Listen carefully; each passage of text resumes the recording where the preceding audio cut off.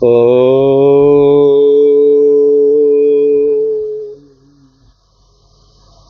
यं ब्रह्मा वरुणेन्द्र रुद्रमरुतः स्तुन्वन्ति दिव्यैस्तवैः वेदैः साङ्गपदक्रमोपनिषदैर्गायन्ति यं सामगाः ध्यानवस्थिततद्गतेन मनसा पश्यन्ति यं योगिनो यस्यान्तं नो विदुः सुरासुरगणः शिवाय तस्मै नमः। हरेर्नाम हरेर्नाम हरेर्नामैव केवलम् कलौ नस्त्येव नस्त्येव नस्त्येव गतिरन्यथा। सर्वाग्रे परमाराध्य गुरुदेव नित्यलीला प्रविष्ट भक्ति हृदय বনদেব গোস্বামী মহারাজের চরণ কমল বন্দনা করে তাঁর আশীর্বাদ প্রার্থনা করি। অমর কথা শ্রবণ পিপাসু ভক্তবৃন্দ, বিদ্বৎ সমাজ, স্নেহময়ী করুণাময়ী বাৎসল্যময়ী মাতৃশক্তি, আজ শনিবার সবাইকে জানাই হার্দিক অভিবাদন এবং অমর কথা শুনুন। অনেক কিছু জানারও বিষয় আছে। দেখুন, প্রথম কথা হচ্ছে কিছু অ্যানাউন্সমেন্টটা প্রথমেই বলি। সেটা হচ্ছে দ্বারকা পরিক্রমার জন্য 1 বাস লোকের বুকিং হয়েও কিছু বেশি হয়ে গেছে। সেই জন্য যদি আপনারা যেতে চান তাহলে যত শীঘ্র সম্ভব, অনেকে বললেন আমরা সোমবারে যাব, আমাদের ফণীভূষণ মজুমদার এবং আমাদের স্বপ্না মজুমদারের পরিচিত ওরা যাবেন বললেন। তো আরও অনেকে ফোন করেছেন বীরভূম থেকে বা মুর্শিদাবাদ থেকে, তারাও যাবেন বলেছেন। তাদেরকে সবাইকে বলবো যে আপনারা নাম, address, phone number, pincode, everything সব কিছু দিয়ে এবং কিছু টাকা পাঠিয়ে আপনাদের বুকিং করতে হবে। যারা এসিতে যাবেন তাদের যাওয়া আসে এসি ভাড়াতেই কিন্তু 5,000 টাকা করে বেশি লাগছে, সেটা মনে রাখবেন। এবং নন এসিতে গেলে আমাদের দায়িত্ব, ওই নন এসির যেটা ভাড়া সেটা তো আমরা ধরেই নিয়েছি 12,000 টাকার মধ্যে যাওয়া আসা, বাসে, রিজার্ভ বাসে ভ্রমণ, খাওয়া দাওয়া, থাকা সব কিছু আমাদের দায়িত্ব। যারা রিজার্ভেশনে যাবেন, রিজার্ভেশনের লোক খুবই কম, খুব কম, বোধহয় 5-6 জন মাত্র। আর সব লোকই এসিতে টিকিট কাটতে বলেছেন। এসিতে গেলে অনেক সুবিধা হয়। সেই জন্য আমরা টিকিট কাটার দিনে নানান রকম লোককে সংগ্রহ করে বিভিন্ন স্টেশনে টিকিট কাটবো বলে সিদ্ধান্ত নিয়েছি।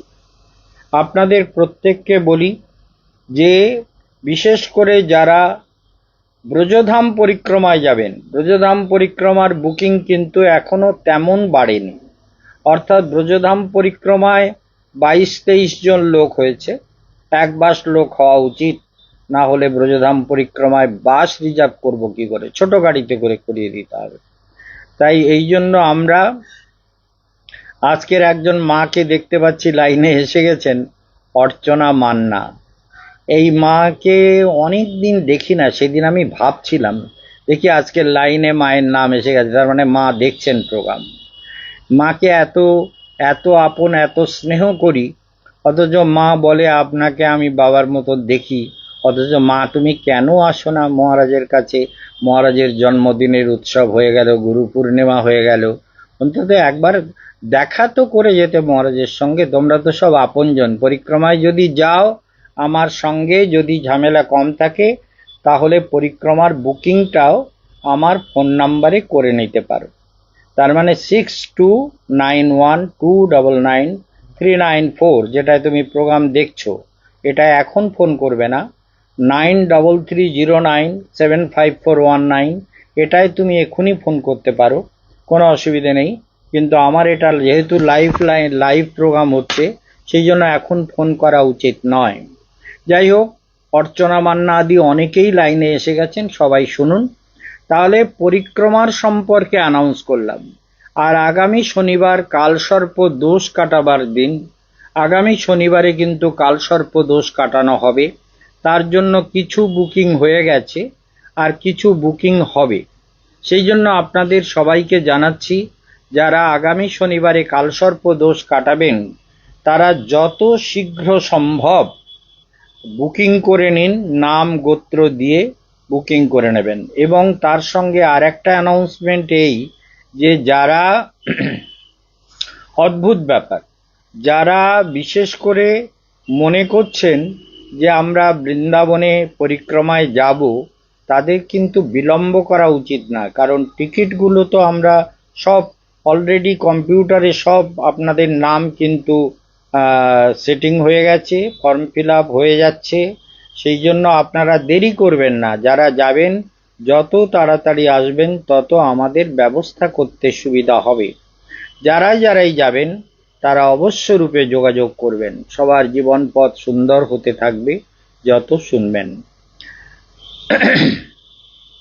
যদিও আমার শরীরের কিছু এই সুগার জাতীয় প্রবলেমটা তো ভুগে চলেছে। আর সুগারের ওষুধ আপনাদের বলেছি, যাদের সুগার জাতীয় প্রবলেম আছে তাদের একটা ওষুধ আমি বলে দিই, সেটা আপনারা নিয়মিত খেলে সুস্থ হয়ে যাবেন। আমারটা অনেক পুরনো হয়ে গেছে বলে কিছুতেই কন্ট্রোল হচ্ছে না। 33 বছর হয়ে গেছে সুগার, চিন্তা করতে পারেন? 33 বছর, একদম মানে পুরো 33 বছর কমপ্লিট হতে যাচ্ছে সুগার। সেই জন্য ওই ওষুধটা খেয়ে আমার উপকার হচ্ছে না তা নয়, কিন্তু সেরে যাচ্ছে না। আপনারা সবাই দারুচিনি গুঁড়ো করে নেবেন, বা ডালচিনি বা দারুচিনি জানেন তো ভালো করে। মহারাজ যা বলেন প্র্যাকটিক্যাল না করে বলেন না, নিজে খেয়ে তবে ভক্তদের বলেন। সেই জন্য আপনারা মনে রাখবেন, দারুচিনি ভিজিয়ে দারুচিনিকে গুঁড়ো করে নেবেন, নিয়ে সকালবেলা গরম জলে ভালো করে ফুটিয়ে নেবেন, একটু লবণ দেবেন, দিয়ে জলটা গরম গরম খেয়ে নেবেন। যতটা পারবেন আতসের মতো জল খেয়ে নেবেন। 1.5-2 চামচ করে দিলে দেখবেন সুগার ধীরে ধীরে কন্ট্রোল হয়ে যাচ্ছে। এবং সুগার সে যাদের নূতন হয়েছে তাদের কিন্তু সেরে যাওয়ার সম্ভাবনা প্রবল। সেই জন্য সেরে যেতে পারে এই মানে আরোগ্য লাভের বাধা যে সুগার, সেটা কিন্তু আপনাদের পক্ষে ভালোই, এবং সেটা আপনারা অবশ্য রূপে করবেন। আর একটা কথা বলি, রোগের নানান ব্যাপার থাকে, অনেক কথা বলতে ইচ্ছে করে। যেমন যারা নিরামিষ ভোজী তাদের যদি একটু আমাশা মতো হয়, একটু পাতলা পায়খানা হয়, মনে হচ্ছে আম পড়ছে, তারা কি করবেন, কাঁচকলাটা আমাদের সেদিন পারুলা বাগ, পাতালেশ্বর বাগ এদেরকেও বলে দিয়েছি, আমাদের ভৈরব বৃন্দাবনে তাকেও বলে দিয়েছি ভগীরথকে যে তোমার বাবাকে এইটা খাওয়াও। অর্থাৎ কাঁচকলাটা দুটো সাইড কেটে দিয়ে তাজা কাঁচকলা টুকরো টুকরো করে সবজির মতো আমান্য করে নিয়ে একটা মগের মধ্যে হোক, স্টিলের মগের মধ্যে ভিজিয়ে রেখে দেবেন। দিয়ে ওই জলটায় একটু নুন দিয়ে অন্তত 1 ঘন্টা মতো ভিজিয়ে নেবেন, কি প্রথমবার 8 ঘন্টা ভিজলেও হবে। সেই জলটা খেয়ে নেবেন দিনে 2 বার, সকালবেলা খালি পেটে, সন্ধেবেলা বিকেলের দিকে খালি পেটে। এই জল খেলে দেখবেন আপনার এই বারবার পায়খানায়, কত লোককে সেরে দিয়েছি। আপনারা মহারাজের কথা মনে রাখেন না, কিন্তু আপনারা তো দয়ালু, মহাভাগ্যবান। সেই জন্য আপনাদের বলতে গেলেও আমাদের কষ্ট হয় যে আমার কথা যারা না শোনে তারা জীবনে কি করে শান্তি পাবে। সেই জন্য মনে রাখবেন যে এই যে অমর কথা আপনারা শুনছেন, সেই অমর কথার মধ্যে এটাও বলে দেওয়া হচ্ছে যে আরো আরোগ্য লাভের জন্য, বিশেষ করে যারা নিরামিষ খান তাদের অনেক সময় কি হয়, প্রোটিনের অভাব হয়। কাঁচকলা খেলে আয়রন থেকে আরম্ভ করে শরীরের পেটের মধ্যে যদি কোনো রকম ঘা হয়ে থাকে নাড়িতে, সেটাকে কিন্তু রিপেয়ার করে দেবে, একদম সুস্থ করে দেবে। এটা নিশ্চিত কথা, এটা আমার প্র্যাকটিক্যাল করা কথা। জ্যোতিষীদের ওইসব ফক্কড়বাজিদের ফেসবুকে অনেক কথা শোনেন, সেগুলো তো বোঝেন না। সেই জন্য কেশবানন্দ মহারাজ প্র্যাকটিক্যাল না করে বলেন না, এটা নিরন্তর মনে রাখবেন। সেই জন্য প্রথম কথা হচ্ছে, কাঁচকলার জল খেলে আপনার, আর একটা কথা, যারা নিরামিষ খান তারা পনিরটা খাবেন। পনির, আমাকে ডাক্তার, বড় ডাক্তার আপনার সত্যজিৎ বোস, যিনি মিশনারি হসপিটালের চিফ, যিনি প্রতিষ্ঠা করেছেন হার্টের হসপিটাল, শুধু হার্টের ট্রিটমেন্ট হয় হাজার হাজার, সেই জন্য 2000 টাকা ভিজিট। তিনি বলছিলেন যে মহারাজ একটু পনির খাবেন, আপনি তো নিরামিষ ভোজী, তা আপনি যদি পনির না খান, শরীরে যদি প্রোটিন না দেন, আপনার সুগারকে, আপনাকে দুর্বল করে দেবে। আপনি পনির অবশ্য খাবেন। এবং পনির খেতে কোনো, আমি বললাম যে পনির খেলে আবার ওই বলে কোলেস্ট্রলের ওষুধ তো এমনি আপনি খাচ্ছেন, কোনো কোলেস্ট্রল জমবে না, আপনি পনির অবশ্য খাবেন। সেই জন্য যারা নিরামিষ ভোজী তাদের পনির খাওয়া উচিত। আর বেশি বয়স্ক যাদের রক্ত কম থাকে তারা একটা বেদানা খেতে পারেন সকালবেলা, বেদানা রস করে হোক বা চিবিয়ে হোক, বেদানা অবশ্য খাবেন। তার সঙ্গে সঙ্গে আরও একটা কথা বলি, যদি বেশি দুর্বল লাগে তাহলে আপনারা ওই কি ওটাকে আমরা রোজ খাই, ওই আমল, আমল বাদামের দুধ, আমল বাদামের দুধ, আমল বাদাম 15টা 16টা 18টা মতো ভালো করে ভিজিয়ে রাখবেন রাত্রে, সকালবেলা মিক্সিতে পেশাই করে নিয়ে আমল বাদামের দুধটাকে খেয়ে নেবেন। আমল বাদামের দুধ খেলে প্রচুর উপকার পাবেন, এনার্জি পাবেন। সেই জন্য আপনারা আমল বাদাম নিয়মিত খাবেন। আমল বাদাম খান, বেদানা খান, পনির খান। যারা আমিষ ভোজী তারা তো কত কিছু খায়, আপনি তো এইটুকু খেতেই পারেন, এটা আপনার শরীরের জন্য দরকার। যাক, একটা বৈষ্ণব আচার্যের একটা গান শোনাই। কবি আহা গৌরাঙ্গ বলিয়া, ভোজনে শয়নে দেহের যতনে, ছাড়িব বিরক্ত হইয়া, ভোজনে শয়নে দেহের যতনে, ছাড়িব বিরক্ত, আমার সেই শুভ দিন কবে হবে, আমার দেহের যতন দূরে যাবে।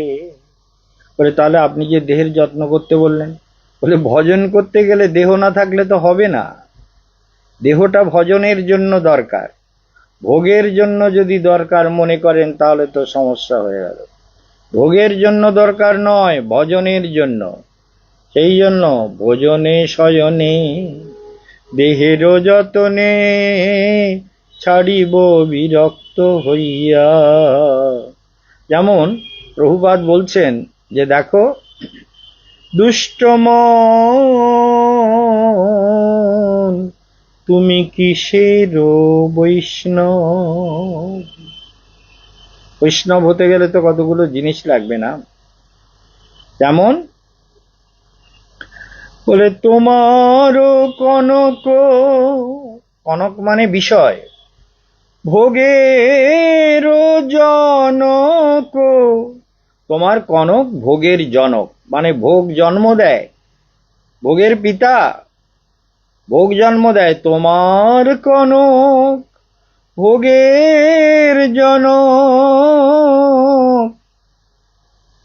হ্যাঁ, তোমার কনক ভোগনের জনক। কামিনীর কাম নহে তব ধাম, তাহার মালিক কেবলি যাদব। দুষ্ট মন তুমি কিসের বৈষ্ণব, কিসের বৈষ্ণব তুমি? তাহলে বৈষ্ণব হতে গেলে বৈষ্ণবের আচরণ দরকার, কপটতা নয়। কপটতা এক করে, কপট বৈরাগী কহে নিজে ত্যাগী। কপট বৈরাগ্য করে লাভ নেই, জীবনের সরল সুন্দর। যেমন দেখছেন আজকের যুগটা এমন একটা ক্রিটিক্যাল যুগে আমরা জন্ম নিয়েছি যে এই যে মুসলমান যারা পৃথিবীতে জন্মেছে, পৃথিবীতে ধরুন ভারতবর্ষে যত লোক অন্যায় করছে, পার্সেন্টেজ হিসেব করে দেখুন তো, তার মধ্যে হিন্দু 1% 2% আছে কিনা সন্দেহ। সব হচ্ছে 98% মুসলমান, যারা মানুষকে খুন করছে, ধ্বংস করছে, নিজের লোককে হত্যা করছে, মেয়েদেরকে হত্যা করছে, হালাল করছে, পাপাচার করছে, দুরাচার করছে, দুষ্কর্ম করছে, কোটি কোটি টাকা চুরি করছে। কি করে এই টাকা কি করবে? করতে করতে যদি হার্ট অ্যাটাক করে পটকে যায় তো টাকাই বা কি হবে, আর এত সোনাই বা কি হবে? এত সোনা এত টাকা চুরি করে দুনিয়ায় এই যে মুসলমানরা কেল্লা ফতে করছে, মুসলমান তো আমাদের বিদ্বেষের পাত্র নয়। আমাদের আচার্যগণ তাই বলেছেন যে পাপীকে ঘৃণা করো না, কিন্তু পাপীর পাপকে ঘৃণা করো। পাপী যে পাপ করে সেই পাপকে ঘৃণা করো। সেই জন্য মুসলমান তো পাপাচারী, নিরন্তর পাপ করে, অপরাধ করে নিরন্তর, এবং তার সঙ্গে জুড়ে আছে বড় বড় লোক। এই পৃথিবীতে এত সব পাপীর সংখ্যা বেড়েছে যার কোনো মা বাপ নেই। এই প্রোগ্রামগুলোকে ভাইরাল করে শেয়ার করে সবাইকে দেবেন যে আমরা সনাতন হিন্দু রাষ্ট্র চাই। এর জন্য আমাদের ধাক্কা দিতে হবে, জোরে ধাক্কা, যাতে পাপীদের এই অত্যাচার করবার প্রবৃত্তি কমে। বাংলায় চোরেদের ধরা হচ্ছে। আমাদের শুভেন্দু অধিকারী, আমাদের মুখ্যমন্ত্রী, আমাদের প্রাণের লোক, আমাদের অতি আপনজন, আমাদের জন্য তিনি নিরন্তর চেষ্টা করে চলেছেন, দিবারাত্র খেটে চলেছেন। এই শুভেন্দু অধিকারী এবং তার লোকেরা, আমি সেদিন গিয়েছিলাম শুভেন্দু অধিকারীদের যে আপনার ওই জনতার দরবারে, সেখানে আমার সঙ্গে শিবশঙ্কর বসুর সঙ্গে কথা হলো। তিনি বললেন, মহারাজ আপনার ব্যবস্থা আমি করবার অবশ্যই চেষ্টা করব। তো আমি তো দেখুন, কেউ বিজেপি করে, কেউ তৃণমূল করে, কেউ আজ বদলায় কাল বদলায়, কিন্তু কেশবানন্দ জানেন তো, কেশবানন্দ বিজেপি করে তার 16 বছর বয়স থেকে। যখন দেবাশিস বর্মন ছিল সিপিএম এর ওখানকার ব্লক সভাপতি, ওই হিঙ্গলগঞ্জে সিপিএম করতেন আমার বড়দাও। এক রাত্রে, জানেন, 16 বছর বয়সে এক রাত্রে আমি প্রায় 250-300 লোককে বিজেপিতে, সারা পাড়া আমার ভাইটাই সব বিজেপিতে যুক্ত করেছিলাম। তখন তপন শিকদারের সঙ্গে আমি লেকচার দিয়েছি, তপন শিকদারের অফিসে গেছি। আমি তখন থেকে বিজেপিকে চিরকাল সাপোর্ট করি, কারণ বিজেপি ছাড়া আজকের ভারতের এই যে ক্রমবিকাশ, বিজেপি ছাড়া আর কেউ করার লোক নেই, বিজেপি ছাড়া আর কেউ করবে না, বিজেপি ছাড়া আমাদের গত্যন্তর নেই। যত পাপাচারী আছে সবগুলোকে শায়েস্তা করবার জন্য তৈরি হন। সনাতন হিন্দু রাষ্ট্র গঠনের জন্য নিজেরা জি জান লাগিয়ে দিন। সনাতন হিন্দু রাষ্ট্রকে গঠন করুন, জীবন পথকে সুন্দর করুন, সবাই মঙ্গলময়ী পথে চলুন, আর পাপীদেরকে উচিত সাজা দেওয়ার ব্যবস্থা করুন। এই যত উগ্রবাদী হয়েছে, লেখাপড়া শিখে কিরকম পাপাচার করছে। 10 জনকে অ্যারেস্ট করেছে, সেখানে দেখা যাচ্ছে 10 জনই মানে ইঞ্জিনিয়ার, ডাক্তার, সব টপ র্যাঙ্কের লোক, টপ এডুকেটেড পারসন। এই যে এডুকেশন, এই এডুকেশন কি কাজে লেগেছে বলুন তো? মানুষ খুন করার কাজে, যত কুবুদ্ধি খাটাবার কাজে। এই পাপীগুলোকে না, আমার মতে তো মনে হয় যে এদেরকে কোনো বিচার নয়, এদের বিচার হচ্ছে ডাইরেক্ট এদের এনকাউন্টার করে দেওয়া। ডাইরেক্ট এনকাউন্টার না করলে এদের ভয় জাগবে না।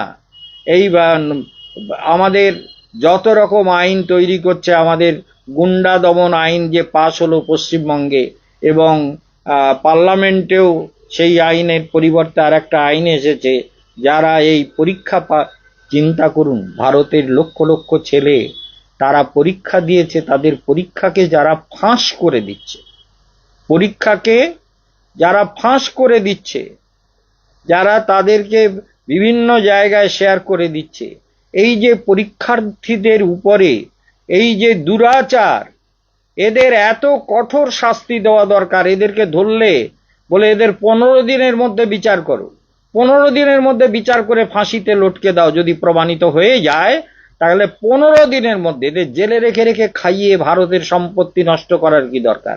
এই পাপাচারীগুলোর 15 দিনের মধ্যে বিচার হওয়া দরকার। আর যারা সামনে পাবেন সেগুলোকে অনলাইনে তাদেরকে একদম শুট করে দেওয়া দরকার। কারণ এইভাবে ভারতবর্ষ চলতে পারে না। এত বড় দেশ, প্রায় 150 কোটি মানুষের দেশ, সেই দেশে কিছু লোক এই মুসলমান ধর্মী বিধর্মী পাপাচারী, সব মুসলমানকে বলছি না, 1% 2% লোক থাকলে কি হবে? 98% মুসলমান সম্পূর্ণ উগ্রবাদী, বিধর্মী, পাপাচারী, নরাধম, সম্পূর্ণ মানে অনাচারী। সেই জন্য এদেরকে কখনো ক্ষমা করবেন না। এই জন্য আমাদের মনে রাখতে হবে, এসিটা বন্ধ করে দাও, আমাদের মনে রাখতে হবে যে আমরা যেন কখনো এই পাপীদেরকে ক্ষমা না করি, পাপীদেরকে কখনো ছেড়ে না দিই। ছেড়ে দেবেন না কোনোভাবে, এবং খোঁজ রাখবেন আপনার আশেপাশে কি ধরনের পাপী, কি ধরনের দুরাচারী, কি ধরনের কাজ করছে লোকটা, সবকিছুকে খোঁজ রাখুন। আপনার বাড়ির সন্তান থেকে আরম্ভ করে আপনার প্রতিবেশীদের শুরু করে সবাইকে খোঁজ রাখুন যে কারা এই প্রবলেম তৈরি করছে। ওটা লাগবেন? আচ্ছা ঠিক আছে, এখানে বসে, তাহলে এখানে মাঝখানে বসে। আমাদের সব সময় মনে রাখতে হবে যে আমরা যেন কখনো, আর এগিয়ে বল, তো আমরা যেন কখনো এই ভুল না করি যে পাপীদের আমরা ছেড়ে দেব। পাপীদের ঠিক মতো শায়েস্তা করবার জন্য নিজের শক্তি, সামর্থ্য, যোগ্যতা, ইন্টেলিজেন্সি, আপনার এডুকেশন, আপনার চিন্তা ভাবনা সবকিছু মিলিয়ে পাপীদেরকে শাস্তি দেওয়ার জন্য দৃঢ় চিন্তাবান হন, এবং এই পাপ দুরাচার যারা করছে এরা যেন কোথাও ছাড়া না পায়, এদের যেন উপযুক্ত শাস্তি হয়। সেই উপযুক্ত শাস্তির জন্য জি জান দিয়ে চেষ্টা করুন। সবার জীবনকে সুন্দর করুন, সবাই ভালো থাকুন, সবাইকে সুন্দর করবেন। এই জন্য কীর্তন করছিলাম যে মানব জীবনের দুটো দিক, একটা হলো আপনার আত্মাকে আপনি সুন্দর করবেন। এই ধরুন মুসলমানদের সম্পর্কে আমি একটু কড়া কথা বললাম, আরে মুসলমান তো আমার ঘৃণার পাত্র নয়। কেন মুসলমান? কোন মুসলমান, আমার কাছে তো প্রচুর মুসলমান আছে, অনেকে ভাগ্য বিচার করেছে, অনেকে আমার সুগারের ওষুধ কন্টিনিউ খেয়েছে, কিন্তু ওই ওষুধে সারছে না দেখে আমি আর দেই না। কিন্তু প্রচুর মুসলমান এসে আমার কাছ থেকে ওষুধ নিয়ে গেছে, 10 কোটো 12 কোটো 5 কোটো করে ওষুধ নিয়ে গেছে। তো মুসলমানকে আমি ঘৃণা করব কেন? মুসলমান যদি সে মুসলমানের মধ্যে মানবিকতা থাকে, যদি তার চেতনা সুন্দর হয়, সে যদি মানব কল্যাণের জন্য নিরন্তর যত্নশীল হয়, সেই মুসলমানকে আমরা অনাদর করি না তো? কখনো করব না। তাদের, সে আমার শিষ্য হলেও শিষ্য করব। বহু মুসলমান শিষ্য হয়ে গেছে, বহু মুসলমান হিন্দু ধর্ম গ্রহণ করেছে, আমেরিকায় বহু মুসলমান, কিংবা রাশিয়াতে বহু মুসলমান, চীনেতে বহু মুসলমান, ভারতেও বহু মুসলমান হিন্দু ধর্মকে গ্রহণ করেছে, হিন্দু ধর্মে প্রবেশ করেছে। হিন্দু বলে স্বীকার করো, বেদকে স্বীকার করো, শাশ্বত বেদ। ওই কোরআন 2 দিন আগে তৈরি হয়েছে, কি বলেছে হযরত মুহাম্মদ সেই সব নিয়ে মাথা খাটাবেন না, তাতে জগতের মঙ্গল হবে না, আপনারও হবে না, পৃথিবীর কারো হবে না। এইটা কি কোনো ধর্ম হতে পারে? হ্যাঁ, ছেলের বউকে শ্বশুর হালাল করবে তবে তাকে আবার বউ বলে গ্রহণ করতে পারবে। এই সব যে পাপাচারের কথা আমরা শুনি, চিন্তা করলে মনে হয় যে পৃথিবীটাকে এরা কোথায় নিয়ে যাচ্ছে। আর এই সব প্রচার হলে মানুষের প্রবৃত্তিগুলো কোন দিকে যায়? কারণ মনে রাখবেন, প্রবৃত্তি রেশা মানবা, প্রবৃত্তির কথা শুনলেও মনে করে তাহলে তো আমিও করতে পারি। প্রবৃত্তি রেশা মানবা, প্রবৃত্তি পরায়ণ, পাপ কর্মে মন নিরন্তর ধাবিত হয়। যেমন জল নিচের দিকে যায়, তেমনি মনও নিজের দিকে যায়। জলেব নিম্নগা মনেব নিম্নগা। সেই জন্য মানব যত পাপাচার করে, এই পাপাচারগুলোকে কখনো পাপাচারীদের ক্ষমা করবেন না। ধর্মকে সযত্নে রক্ষা করবেন, ধর্ম আপনাকে রক্ষা করবে, আপনি ধর্মকে রক্ষা করবেন। সেই জন্য মুসলমান তো ঘৃণার নয়, মুসলমানের যে শিক্ষা, যে এডুকেশন, যে মাদ্রাসা, বিভিন্ন রকমের আহ, এ এবং এই মাদ্রাসার যত মৌলবী, এদের সব মাইনে দিচ্ছিল। চিন্তা করুন, এদের মাইনে দিচ্ছে। কেন মাইনে দেবে? আর কেন মাদ্রাসার খরচ বহন করবে সরকার? এগুলো আপনারা নিজেরা সত্যের পথে চলুন, সবাইকে শেয়ার করে দিন, ভাইরাল করে দিন যে এই পাপাচার আমরা আর হতে দেব না, এই দুরাচারীদের দুরাচার আমরা আর সহন করব না। সেই জন্য দুটো দিক, একটা হলো আপনি জগতে বেঁচে থাকতে গেলে আপনাকে সব রকম সুবিধা, সুন্দর আচার আচরণ, ব্যবহার, কথাবার্তা সবকিছুকে সুন্দর করে রাখবেন, এটা আপনার একটা দিক। আর একটা দিক হচ্ছে আপনি আত্মাকে বলবান করবেন। বহুবার বলেছি, মুখস্থ হয়নি, নায়ম আত্মা বলহীনেন লভ্য। বলহীন ব্যক্তি ভগবানকে কখনো জানতে পারে না।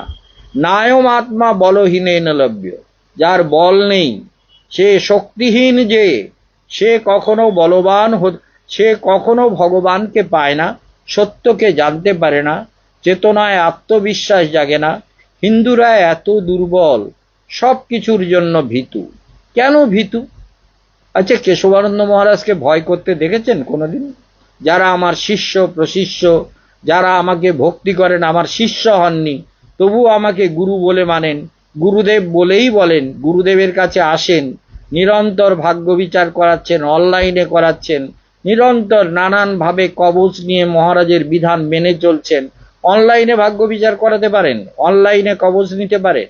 এবং আগামী শনিবারে কালসর্প দোষ কাটাবার জন্য সবাই বুকিং করে নেবেন, যাদের দোষ কাটানো হয়নি বা যাদের বেশি দিন হয়ে গেছে, অনেক দিন কাটিয়েছেন, এখনো পর্যন্ত মানে কবচের যে নিয়ম কানুন অনেক ঠিক মতো পালন করেননি, কবচের বিধিবিধান মতো জীবনে চলছেন না, তারা অবশ্যই শনিবারে আবার পুনরায় কবচ বুকিং করুন, বেশি দিন যাদের হয়ে গেছে। এবং সঙ্গে ঘোড়ার নাল এবং বাস্তুযন্ত্রম, এগুলো অবশ্য নিয়ে যাবেন। এগুলো আপনার বাড়ির জন্য, বাস্তুর জন্য, আপনার সংসারের অশান্তির জন্য, আপনার জীবন পথের রোগ ব্যাধি সবকিছুর জন্য আপনারা এই ঘোড়ার নাল বাস্তুযন্ত্রম প্রত্যেক ঘরে লাগাবেন। এবং লাগিয়ে সবাই তার পুজো, যে নিয়ম বলা আছে বইতে বা বাইরে চার্ট দেওয়া আছে, সেগুলো আপনারা ফলো করবেন। আর দূর থেকে কবচ নিলে আমরা সঙ্গে চার্ট পাঠিয়ে দেই। কি করতে হবে? যদি বলেন কবচের সঙ্গে ঘোড়ার নাল বাস্তুযন্ত্রম পাঠিয়ে দেবেন, তাও পাঠিয়ে দেবো, কোনো অসুবিধে নেই। একটা বই সঙ্গে নেবেন, ঘোড়ার নাল 500 টাকা মাত্র, আর ঘোড়ার নাল 300 টাকা মাত্র, আর বাস্তুযন্ত্রম 500 টাকা, আর একটা বই 80 টাকা দাম। এই বইটা পড়লে সব জানতে পারবেন, আপনার রাশি কি, লগ্ন কি, রাশি লগ্নের প্রভাব কি, কোন গ্রহ কোথায় থেকে কি ফল দিচ্ছে, সেই গ্রহের প্রভাব, কিভাবে মন্ত্র জপ করবেন, কিভাবে মন্ত্র সিদ্ধ হবেন, কিভাবে মন্ত্রের শক্তি জাগাবেন, কি প্রকারে মন্ত্র শক্তিকে জাগাতে হয়, এই সব প্রকরণ আপনারা আপনাদের দ্বিতীয় খণ্ড বইতে পাবেন। সেই জন্য সবাইকে বলছি, কখনো ভুলে যাবেন না সাধনার কথা। এই অধ্যাত্ম সাধনার পথে এগিয়ে চলুন, জীবনকে অনেক এগিয়ে নিয়ে চলুন। যে গানটা গাইছিলাম, গানটা পুরো করি, কারণ গানটা একটা নির্মল ভাবের গান, নির্মল ভাব, যার মধ্যে কেবল ভক্তি, অনুরাগ, প্রেম, সুন্দরতা, মধুরতা ভরে আছে। বলছেন, নবদ্বীপ ধামে নগরে নগরে অভিমান পরিহরি, হে মাধব হে মাধব।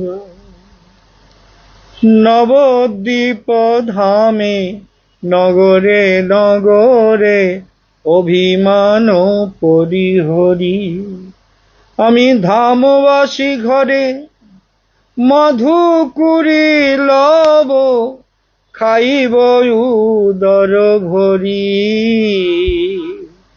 মাধুকুরি ভিক্ষা করে খাবো, বলো সেই শুভ দিন কবে হবে? আমার সকল অভিমান দূরে যাবে সেই শুভ দিন কবে হবে। আমি মাধু করি, মাধু করি মানে একটু একটু, ব্রজের ঘরে নবদ্বীপের ঘরে মাধুকুরি চেয়ে নিয়ে তাই দিয়ে জীবিকা নির্বাহ করব। অর্থ সম্পদের অভিমান করে লাভ নেই। একদিন মনে হয়েছিল আমার অ্যাড্রেস চাই, আমার আশ্রম চাই, অমুক চাই, সেগুলো আমি হয়তো কোনোদিনই করতাম না। একটা কথা আমার সেন্টিমেন্টে লাগার জন্য এগুলো আমাকে করতে হয়েছে। এক গুরু ভাই, সে মায়াপুরে গলায় দড়ি দিয়ে মরেছে বহু বছর আগে, তার নাম শঙ্করসন প্রভু। সে সন্ন্যাস নিয়েছিল। সে আমাকে একদিন বলেছিল, গুরুদেবের নামে অনেক কিছু বলা, আমাকে মানে ইনডাইরেক্টলি লোকের সামনে আমাকে অবজ্ঞা করে কথাটা বলেছিল, আমাকেই টার্গেট করে। বলে গুরুদেবের বক্তৃতায় বক্তৃতায় চারিদিকে আমরা তো অনেক কিছু প্রভাব বিস্তার করতে পারি, অনেক কিছু করতে পারি। গুরুদেব তো কলেজ করেছেন, গুরুদেব তো গেস্ট হাউস করেছেন, গুরুদেব তো আশ্রম করেছেন, আমরা কেউ করে দেখাতে পেরেছি? একটা কেউ করে দেখাতে পেরেছি? আমরা আমরা করে দেখালে তবে তো বুঝতাম যে আমাদের এই বড় বড় কথার কত গুরুত্ব। তার এই কথাটা শুনে আমার খুব মনে লেগেছিল, তাহলে আমার গুরুদেব পারেন, আমি পারি না? গুরুদেব যে আমাকে এত আশীর্বাদ করলেন। আর ওই লোকটা সামনে ছিল, ওই শঙ্করসন প্রভু, ওর বাড়ি ছিল আগে ইয়েতে, আপনার কি বলে গোসাবা, তারপরে ক্যানিং এ বিজনেস করেছিল, ক্যানিং এ বিরাট দোকান, ছেলেকে ওখানে বিজনেস করে দিয়েছিল, তো ক্যানিং এ বাড়ি টাড়ি করেছিল। তারপরে আশ্রমে চলে এলো, এসে সন্ন্যাস নিয়ে মায়াপুরে গেল। বাড়িতে বউর সঙ্গে বনে না, দিনরাত ঝগড়া।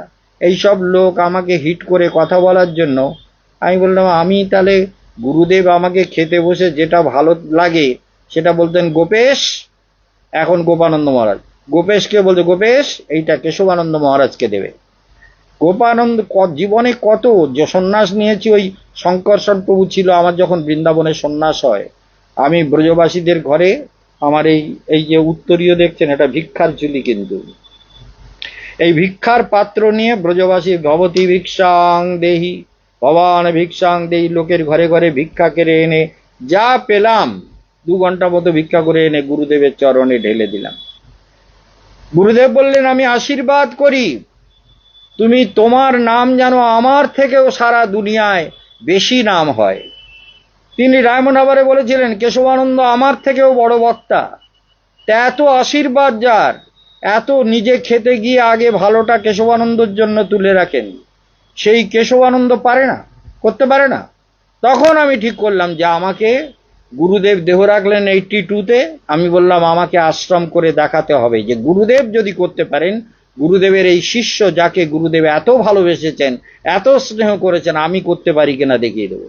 প্রথমে আমি বক্রেশ্বরে আশ্রম করলাম, তারপরে বক্রেশ্বরের থেকে বারাসাতে আশ্রম করলাম, তারপরে নৈনিতালে একটা আশ্রম করলাম, তারপরে তো বৃন্দাবনে আশ্রম শুরু করলাম জমি কিনে, তারপরে নেবুখালিতে, যেখানে রেখাপাত্র আমার গেস্ট হাউসে ভাড়া আছে, রেখাপাত্র আমার গেস্ট হাউসে ভাড়া আছে, এমএলএ রেখাপাত্র, সুন্দরবনের নদী নেবুখালিতে আমার একটা গেস্ট হাউস আছে। রেখাপাত্র এখন কি বলবো বলুন?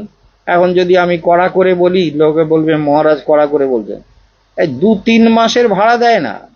এইরকম ধরনের এরা মানে পাপী প্রবৃত্তি, পাপ প্রবৃত্তি এখনো ভাড়া দিচ্ছে না। ও তো আমি ঠিক মতো আদায় করে নেবো, আমি যেদিন আদায় করব সেদিন তো ভালো লাগবে না, না? সেই জন্য মনে রাখবেন যে কেশবানন্দ মহারাজ দুনিয়ার কারোর ভয় করে না।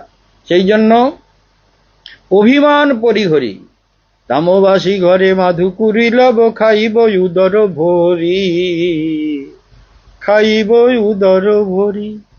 আর নদী তটে গিয়া অঞ্জলি অঞ্জলি পিব প্রভু পদ জল। গঙ্গার জল প্রভু পদ জল, তো প্রভুর চরণ থেকে গঙ্গা বয়ে আসছে, সেই জন্য পিব প্রভু পদ জল। সেদিন কবে হবে তরু তলে পড়ি আলস্য ত্যাজিব, পাইব শরীরে বল। তরুতল বৃক্ষতলায় পড়ে বৃক্ষতলায় বিশ্রাম করব, আলস্য ত্যাগ করে আবার প্রভুর নামে প্রভুর ভাজনে জীবনকে উৎসর্গ করিব। পিব প্রভু পদজল, তরুতলে পড়ি আলস্য ত্যাজিব, পাইব শরীরে বল। কাকুতি করিয়া গৌর গদাধর, শ্রীরাধা মাধব নাম। ওগো শ্রীরাধা মাধব নাম। কাঁদিয়া কাঁদিয়া ডাকি উচ্চ ঈশ্বরে,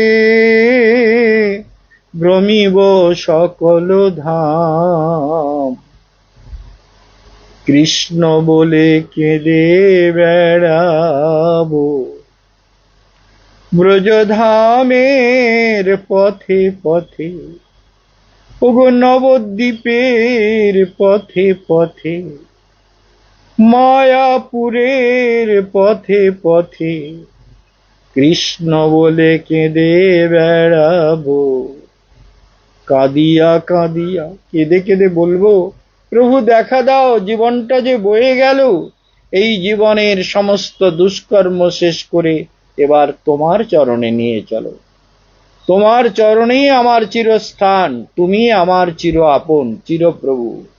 তাই কাঁদিয়া কাঁদিয়া ডাকি উচ্চ ঈশ্বরে, প্রমিব সকল ধাম। আমি কৃষ্ণ বলে কেঁদে বেড়াবো, নয়ন জলে বুক ভাসায়ে, কৃষ্ণ বলে কেঁদে বেড়াবো।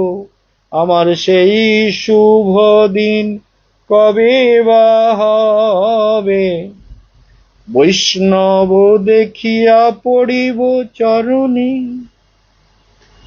ভগবানের ভক্ত সাধু বৈষ্ণব দেখে, বৈষ্ণব দেখিয়া পড়িব চরণে। হৃদয়ের বন্ধু জানি,